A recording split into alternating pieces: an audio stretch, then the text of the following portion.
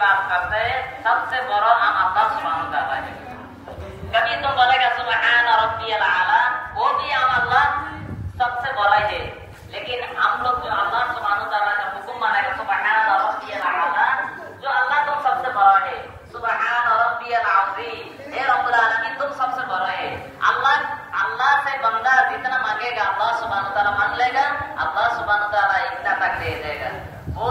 सारे भाई है सेम टाइम में ये जमीन में था, आज रमजान है,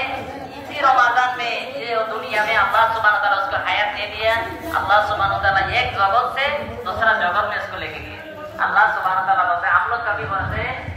जो हम लोग कभी मरेगा अल्लाह सुब्हानहू व तआला को बोलते हैं খুবই মানুষ উপর যাচ্ছে, মানুষ অনেকের দরকার নাই রে এখন একজন এক কান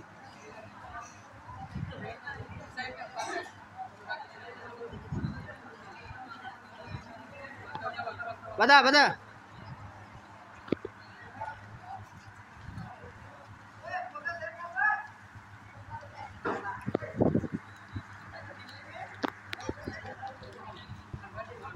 आय लाइन जीवा आसबे तो और कोनो दिबे আমি करे जीवा आसबे दिबे एखनो लाइन और कोनो दिबे